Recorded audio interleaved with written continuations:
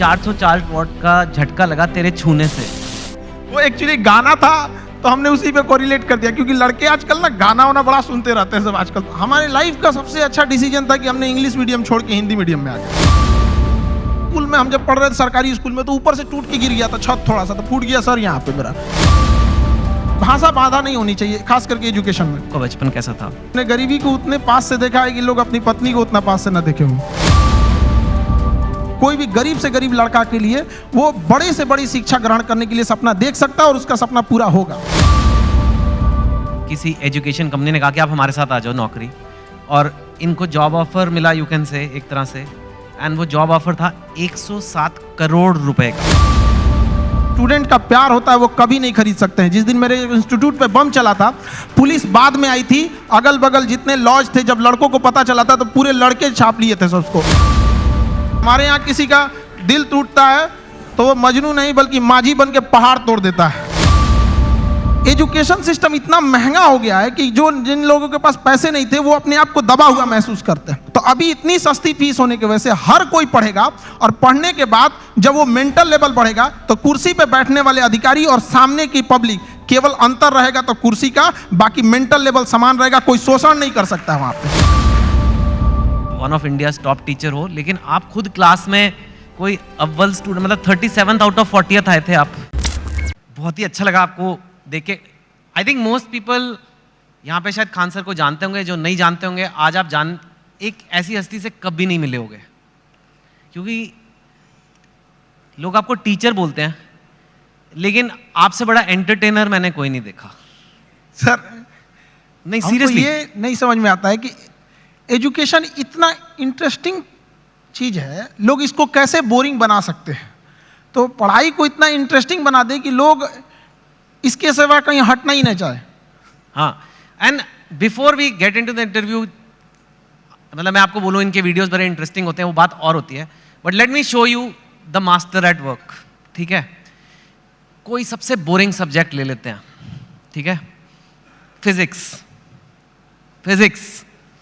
उसमें कोई टॉपिक मैं याद कर रहा हूं अपने आईआईटी के दिन, इलेक्ट्रिक करंट अगर किसी को समझाना है बच्चे को, बिहार में हो, वो कहीं पे भी हो सकता है, और जिसको ज़्यादा नॉलेज नहीं है, इलेक्ट्रिक करंट क्या होता है, कैसे होता है, वोल्टेज वगैरह 3-4 मिनट में अगर समझाना है, तो अगर मैं आपको बोलूँ इलेक्ट्रिक करंट का चैप्टर पढ़ना है, बोलोगे my God such A boring text book. अब हम खान सर को कहते हैं इलेक्ट्रिक करंट। सर देखिए, हम लोग को जो पढ़ाना होता है तो उसमें एक एक्सपेक्ट ये भी होता है कि लड़कों को एग्जाम में पास करके एग्जैक्ट नंबर भी देना है। तो हमें उस एग्जाम के पॉइंट ऑफ व्यू तक पहुंचने में एक अच्छा खासा टाइम लगता है। लेकिन समस्या क्या आ जाती है कि हमारे सामने बच्चा जो पढ़ के आ रहा है, जो गांव से आ रहा है, तो कई ऐसे गवर्नमेंट स्कूल या फिर ऐसे जगहों से वो पढ़ के आ रहा है कि जिसका स्टैंडर्ड एकदम, मतलब हम एवरेज से भी नीचे समझ जाते हैं। तो सबसे पहले तो चैलेंज हो जाता है उसको ऊपर लेके आना वहाँ तक। तो एक इलेक्ट्रिक करंट जैसे आप बोले वहाँ पे, तो लड़के जब शुरू में आते हैं तो उनको ये नहीं समझ में आता कि एम्पियर क्या चीज़ है, वोल्टेज में अंतर क्या नहीं समझ पाते, तो उनको समझाना काफ़ी चैलेंजिंग हो जाता है। तो वही एक छोटा मोटा कि हम लोग ये समझते कि जब हम लोग पढ़ते थे तो हमारे दोस्त हमें अच्छे से समझा देते थे, और वो देहाती भाषा में समझाते थे, और टीचर लोग एक स्टैंडर्ड फॉलो करने लगते थे। तो हमें ऐसा लगता था कि मेरा दोस्त ही ज़्यादा जानकार है। लेकिन ऐसा नहीं कि टीचर के पास नॉलेज रहता था, बट बताते नहीं थे। तो हम लोग के पास जब लड़के आते हैं इलेक्ट्रिक करंट के लिए, तो उसको क्या समझाएगा आदमी कि एक इलेक्ट्रॉन एक छोटा सा पार्टिकल होता है, वो कितनी ज़्यादा आ रहा है, कितना ज़्यादा आ रहा है, वो संख्या में दिख रहा है, कितनी भीड़ आ रही है, वो भीड़ उसके लिए एम्पियर हो गई, कितनी भीड़ आ रही है, और किस प्रेशर से भीड़ आ रही है वो उसके लिए वोल्टेज हो गया। अगर 220 वोल्ट है तो उसका प्रेशर अलग, 440 है तो उसका प्रेशर अलग। तो जहां भी हम लोग भीड़ से निकलते हैं तो क्या चीज़ होती है, दो ही चीज़ें होती हैं, भीड़ कितनी है और किस स्पीड से निकल रही है। तो जितनी ज़्यादा में भीड़ है वो उसका एम्पियर हो गया, जिस प्रेशर से निकल रही है वो उसके लिए वोल्टेज हो गया, जितना ज़्यादा होगा वो। तो इससे क्या होता है ना कि लड़के को पहले समझ में आता है कि नहीं वो रिलेट कहाँ करना है, फिर धीरे धीरे तो वो चीज़ें उसको एग्जाम तक तो पहुँच ही जाएगा, लेकिन उसको अपने पास हौसला ना खो दे शुरुआत में ही, इसलिए उसके एक फ्रेंड की तरह बताना जरूरी होता है। ठीक है, यू सॉ और मैंने तो वो वीडियो देखा है आपका इलेक्ट्रिक करंट का, उसमें तो अभी तो आप फिर भी उसमें और भी हैं कि 404 वॉट का झटका लगा तेरे छूने से। वो एक्चुअली गाना था तो हमने उसी पे कोरिलेट कर दिया, क्योंकि लड़के आजकल ना गाना वाना बड़ा सुनते रहते हैं सब आजकल, तो हमें लगा कि यहीं से इन लोगों को, मतलब हम ये नहीं कहते हैं कि तुम अलग से टाइम निकालो, बट जिस चीज़ों को वो देख रहा है, जिसके सराउंडिंग्स में वो रह रहा है, उसमें हर जगह पढ़ाई छुपी हुई है, हम क्यों ना उसको उसी से कोरिलेट कर दें। टंगस्टन का आपने बताया कि लाल हो जाता है, वो 2 लोग लड़ रहे हैं, जरा वो भी बताइए। वो जैसे लड़कों सब आते हैं सब, तो उनको ये समझ में नहीं है फिजिक्स ना, एक तो कुछ ऐसे होते हैं दिमाग में लेके चले जाते हैं, भैया ये तो मेरे लिए बना ही नहीं है। ऐसा नहीं है, हमारा कोशिश ये रहता है कि एक मजदूर जो है, अगर मजदूरी करके आ रहा है, उसने पढ़ाई नहीं किया है, फिर भी उसको अगर क्वांटम फिजिक्स समझा दिया जाए, ये होती है टीचिंग वहाँ पे, ताकि आपका बैकग्राउंड से कोई मतलब नहीं हो, हम जो टॉपिक अभी पढ़ रहे हैं यहाँ तक समझ में आए।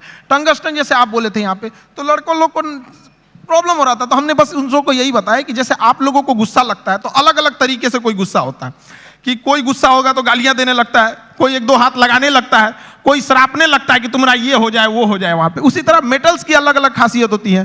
टंगस्टन उसमें है, उसको करंट देंगे तो गुस्से से लाल हो जाएगा, इसलिए हीटर में उसको लगाते हैं, ये सॉरी टंगस्टन देंगे तो चमकने लगता है, इसलिए बल्ब में डाल देते हैं। अलग अलग चीजें होता है, नाइक्रोम होता है, चमक के हीट देने लगता है। तो वही वो जिस चीज को देखा है उस चीज में उसको अच्छे से समझाया जाए।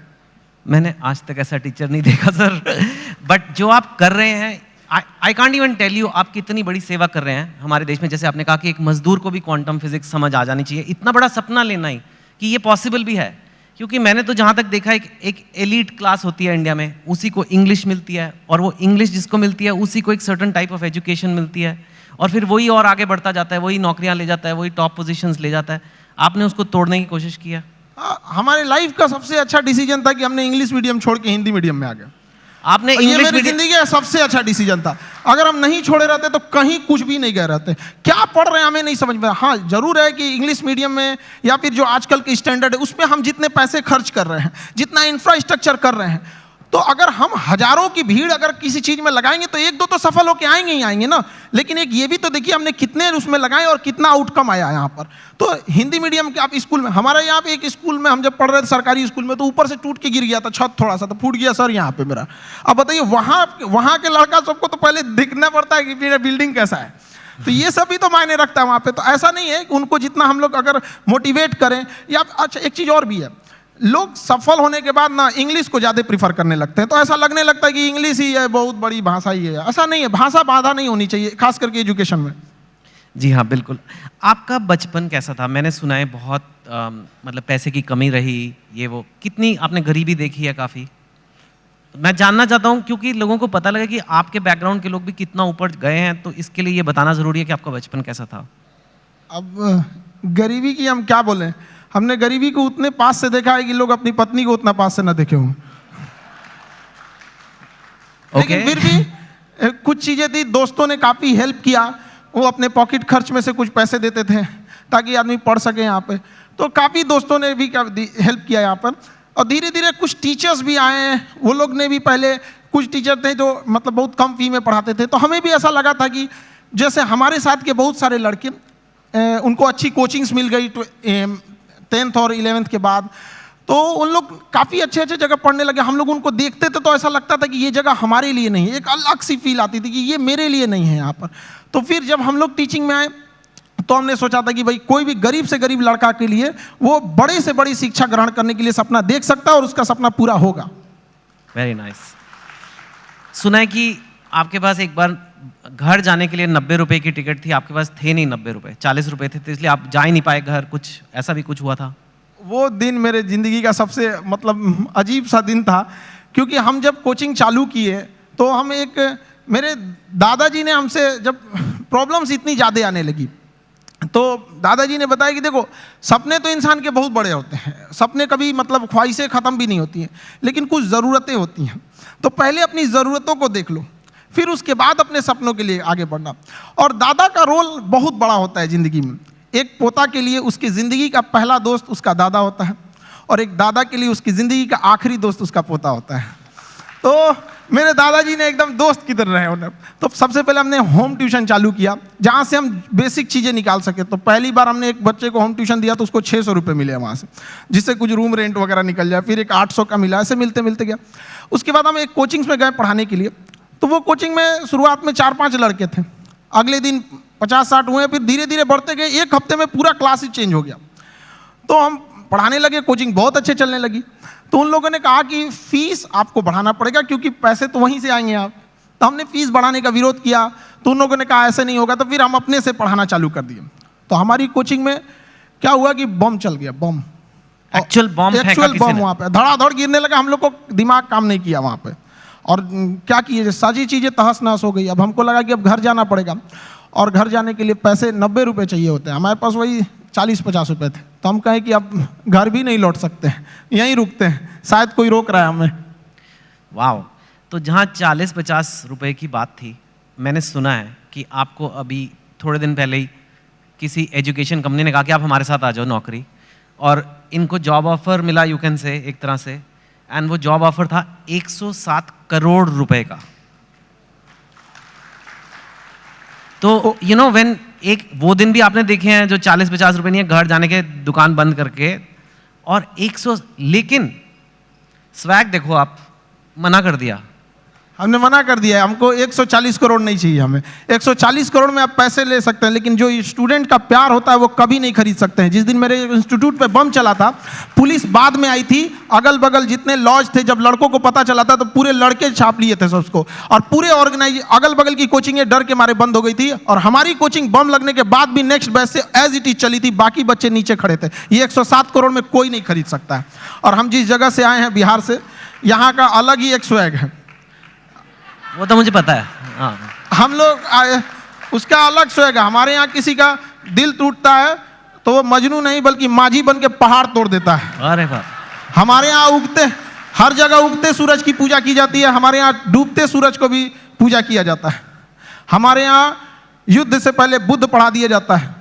तो हम उस जगह से आए जहाँ पे किसी को, अगर किसी को ऐसा लगेगा कि उसको दबा के उसको रास्ते से हटाया जा सकता है, तो नहीं हो सकता है वो। अरे वाह।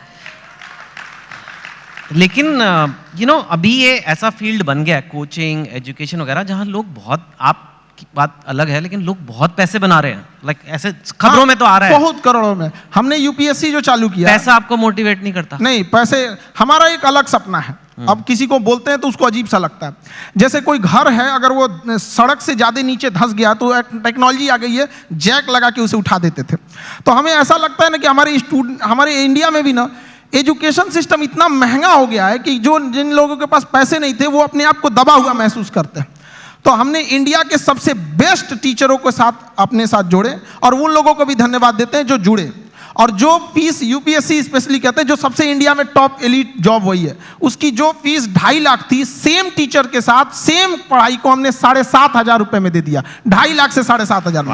हाँ, इससे क्या होगा कि हर गरीब लड़का भी पढ़ सकता है। होता क्या था सर कि यूपीएससी निकालने के बाद जो डीएम की कुर्सी पे बैठते थे तो उनका मेंटल लेवल बहुत हाई रहता था, लेकिन जो पब्लिक रहती थी उनका मेंटल लेवल बहुत नीचे रहता था। तो अभी इतनी सस्ती फीस होने की वजह से हर कोई पढ़ेगा, और पढ़ने के बाद जब वो मेंटल लेवल बढ़ेगा तो कुर्सी पे बैठने वाले अधिकारी और सामने की पब्लिक, केवल अंतर रहेगा तो कुर्सी का, बाकी मेंटल लेवल समान रहेगा, कोई शोषण नहीं कर सकता वहां पे।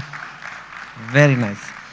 मैं आपसे पूछना चाहूँगा, इनफैक्ट यूथ जो है, आज भारत का यूथ है, कोई एवरेज लड़का है, लड़की है, चाहे बिहार में है, चाहे असम में है, तमिलनाडु में, कहीं भी हो सकती है, वो लाइफ में आगे बढ़ना चाहते हैं, ठीक है, और पढ़ाई एक जरिया है, पर आप उन्हें ओवरऑल क्या मैसेज दोगे? क्या करना चाहिए एक इंडिया के यूथ को जो लाइफ में अपने आप को ऊपर जाना चाहता है, स्पेशली जो हो सकता है हिंदी बोलने वाले बैकग्राउंड से हो, हिंदी मीडियम से हो, ब्लू कॉलर से वाइट कॉलर जाना है, अपनी औकात पार करनी है, जो आपने इतनी ऐसे पार किया कि मतलब 107 करोड़ हो गए नहीं चाहिए, मतलब दैट लेवल तक डेफिनेटली आपके पास लेसन्स हैं बच्चों को देने के लिए, उनको आप क्या बोलोगे?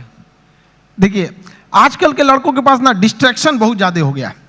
वो मोबाइल में घुस रहे हैं तो उधर ही घुसते रह जा रहे हैं, पढ़ रहे हैं, ऊपर से एक नोटिफिकेशन आया व्हाट्सएप, उस पर कोई लिंक खुला, उधर ही के उधर ही रह जा रहे हैं। तो पहली बात कि लड़कों को अपने आप में एकदम श्योर रहना चाहिए कि अगर हमें डिस्ट्रैक्शन से बचना है, मोबाइल, तो उसका डिसाइड करो कि भाई हमें अगर 2 घंटे चलाना है तो चलाओ, लेकिन एक फिक्स फ्रेम होना चाहिए कि 2 से 4 चलाएंगे, उसके बाद किसी का कॉल आएगा नहीं उठाएंगे, चाहे कोई भी हो। तो उस टाइम फ्रेम के बाद उनको नहीं होना चाहिए। दूसरा, आजकल और भी कई प्रॉब्लम, लड़कों के अंदर में आइडियाज बहुत है, मुझे ये करना है, सपने बहुत है, एम्बिशन, एग्जीक्यूशन नहीं। अरे भैया करो ना, जब करना है तो चालू करो उसको। यहाँ पे तो टाइम टेबल बनाएगा, जिस दिन टेंशन में आएगा ना टाइम टेबल बनाया, आज हमको पढ़ना है, और रे को साफ करेगा, किताब वगैरह उसमें अच्छे से रखेगा, 2 दिन फॉलो करेगा, उसके 15 दिन बाद कहेगा तरीका फिर बनाते हैं टाइम टेबल, वो गड़बड़ हो गया था, आप थोड़ा सा अच्छा वाला बनाना है। तो ऐसा नहीं करना चाहिए। सारे लड़कों को अपना स्ट्रेंथ भी देखना चाहिए।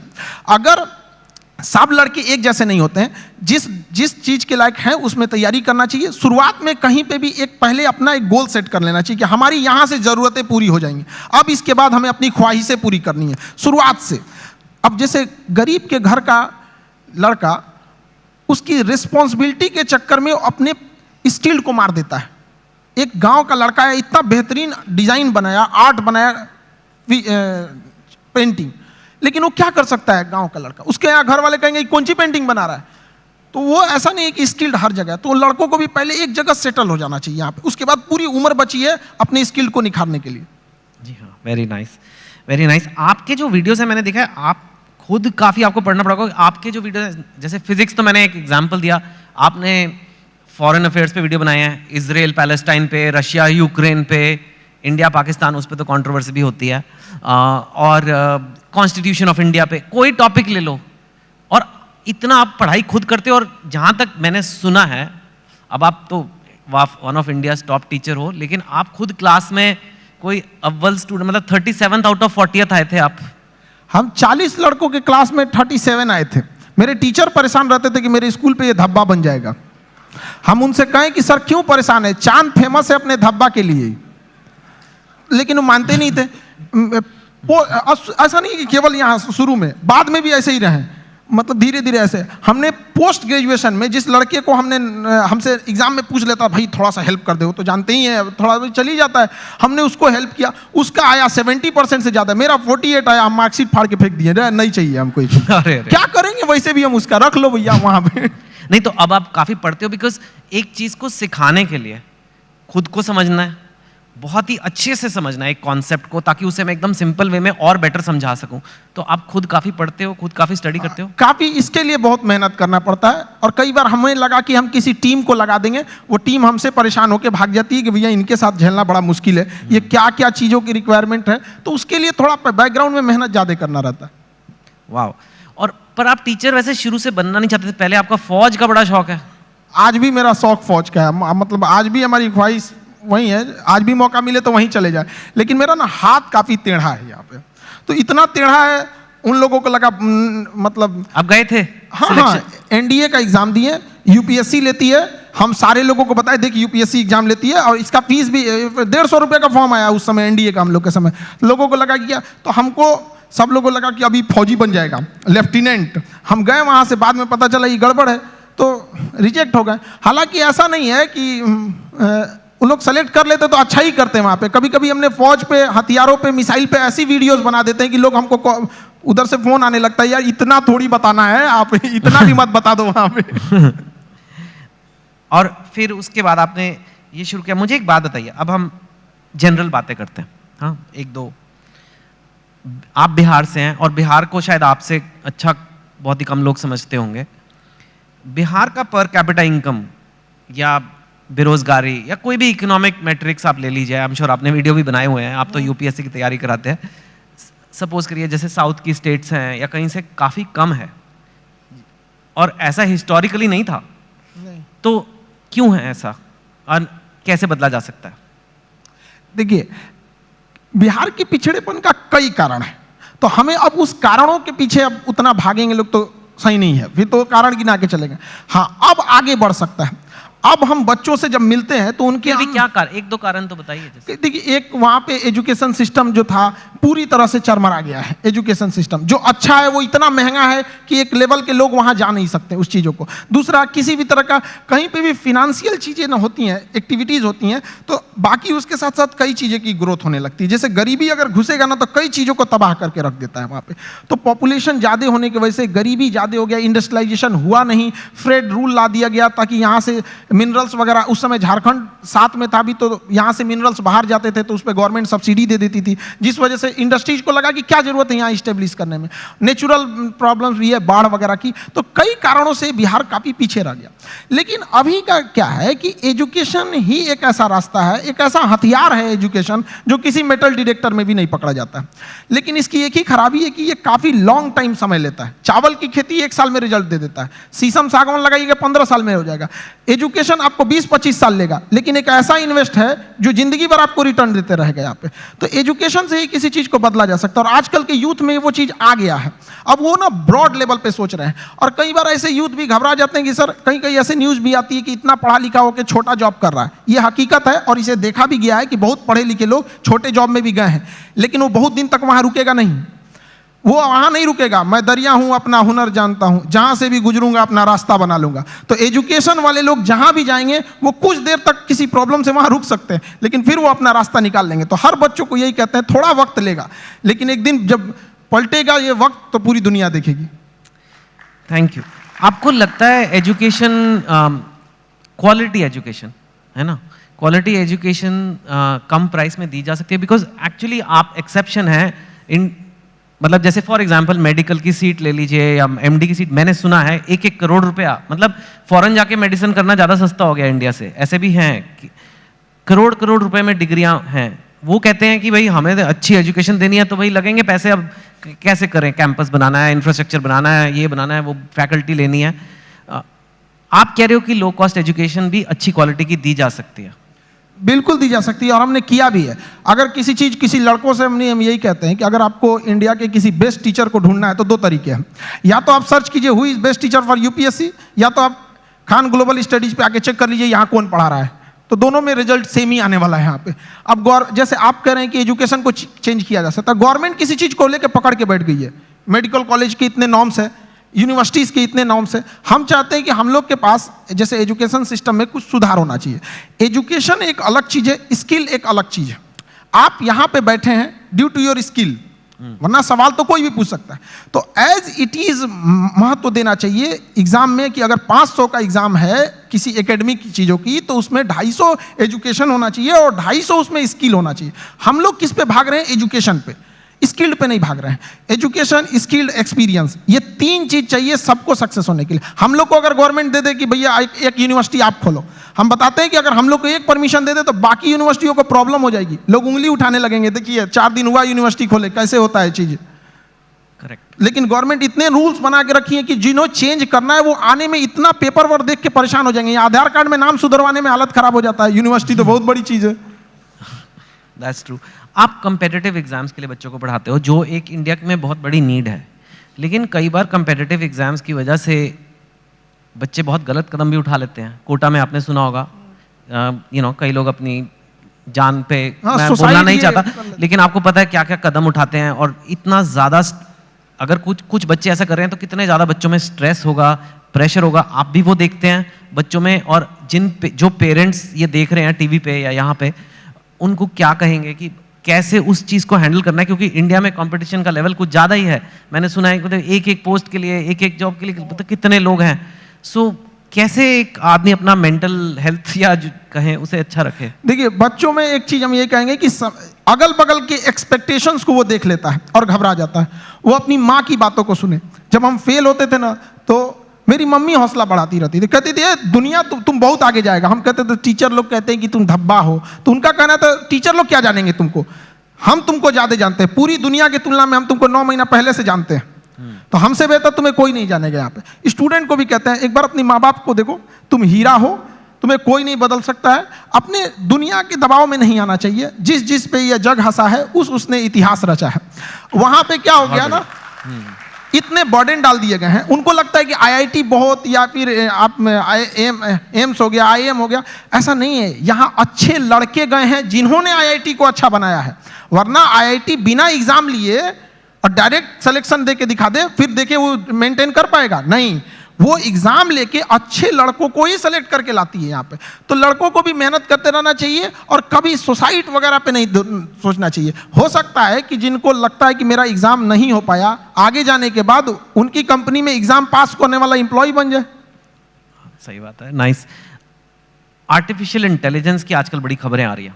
एक ये चैट जीपीटी आ गया है, आपने देखा ही होगा।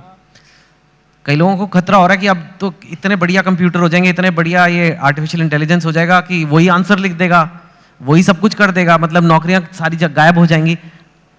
आप आर्टिफिशियल इंटेलिजेंस को कैसे देखते हैं और आपको लगता है कि ऐसा कुछ? आर्टिफिशियल इंटेलिजेंस ह्यूमन इंटरवेंशन को थोड़ा कम कर देता है, लेकिन ये मिथ है कि आने के बाद काम खत्म कर देगा। इंडिया में जब कंप्यूटर आ रहा था तो लोगों को यही लगा था कि पूरी लोगों का काम खत्म कर देगा। ये उसी का एडवांस वर्जन है। ऐसा नहीं है कि लोगों का काम खत्म। आप उस समय एक नए नीड्स होंगी, नई ज़रूरतें होंगी, उस पर इंसान शिफ्ट हो जाएगा, कभी ये खत्म नहीं होगा। आर्टिफिशियल इंटेलिजेंस का दुरुपयोग बहुत हो सकता है, इससे बचना चाहिए। गवर्नमेंट को आर्टिफिशियल इंटेलिजेंस से मिसयूज को रोकने के लिए एक हार्ड कदम उठाने चाहिए। भारत में आईटी रूल्स उतने मतलब स्ट्रिक्ट नहीं है।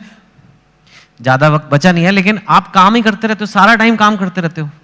हमको तो बस पढ़ाना रहता है, पढ़ा के हटे फिर उसके बाद खाली बैठते तो सोचते हैं कि और कौन से टॉपिक पर, इस टॉपिक को हमने इस बैच में ऐसे पढ़ाया, अगली बैच में इसको और अच्छे से कैसे समझा सकते हैं। आप इतने सारे बच्चों का सोचते रहते हो, कभी ये नहीं सोचते आपके अपने बच्चे होंगे? प्यार व्यार हुआ है आपको कभी? दिल, आप इतने एग्जाम्पल देते हो मजनू वाले अपने टॉक्स में, मैंने देखा है मजनू 400 वोल्ट का झटका, पता नहीं कितना। हाँ, तो आपका कभी दिल, या आप सिंगल हैं, मैरिड हैं, मतलब क्या? क्योंकि ये आता है कई बार लोग, अब आप इतनी हस्ती बन चुके हो कि लोग ये सब सवाल पूछते हैं सर। नहीं देखिए, ये सब चीज़ हम सिंगल, ये सब लोग तो घर वाले डिसाइड करेंगे, उन लोग का गृह मंत्रालय का ये काम होता है, ये मम्मी पापा का काम है आज चीज़ों को। आजकल के लड़कों को बस ये कहेंगे, ये सब डिस्ट्रैक्शन से उन लोगों को बचना चाहिए यहाँ पर। और रही बात हमारा, तो हमको मेन काम रहता है लड़कों के बारे में ही सोचते रहे, स्टूडेंट को कैसे समझाया जा सकता है। अपने ही पानी में घुल जाना ही बर्फ का मुकद्दर होता है। तो हम लोग बच्चों के लिए और उनकी बेहतर कैसे किया जा सकता है, इसी पे ज़्यादा ध्यान रहता है। फिर भी थोड़ा तो मतलब अपने लिए भी वक्त निकालिए कुछ। You are one of India's most eligible bachelors now, आपको पता है ना ये बात? वक्त मिलेगा तो वक्त निकाल लेंगे। हाँ, तो ठीक है। नहीं, वो तो खैर मस्ती पूछ रहा। और जाते जाते बस यही कि काफ़ी हमारे पास वक्त नहीं उतना, कई बार कंट्रोवर्सीज हुई हैं आपके वीडियोस पे, आपके कंटेंट पे, आपके नाम पे, आपका नाम असली क्या है, कुछ ऐसे ये सब। And I don't want you to answer each of them. आप उनको कैसे देखते हो? हम कंट्रोवर्सी वाले लोग को देखते हैं, बिना मतलब की चीज़ों को इंटरफेयर करने। वो जिस लेवल पे हम लोग बताते हैं, उस लेवल पे जाने के बाद किसी को कंट्रोवर्सी करने की जरूरत ही नहीं पड़ेगी। हम लोग टीचर हैं, हम लोग बीच का रास्ता नहीं। जो सही है उसको सही बोलेंगे, गलत है उसको गलत बोलेंगे। अगर कोई गलत है तो उसको पूरा बता देंगे कि देखो ये चीज़ें गलत है, और सही है तो उसको पूरा बताएंगे कि ये सही है। अब इंसान वन साइडेड होता है, वो सोचता है कि हम भी उधर ही साइड में चले जाए, ऐसा नहीं हो सकता है। ठीक है खान सर, बढ़िया काम कर रहे हो, करते रहिए। धन्यवाद। Thank you so much. Thank you.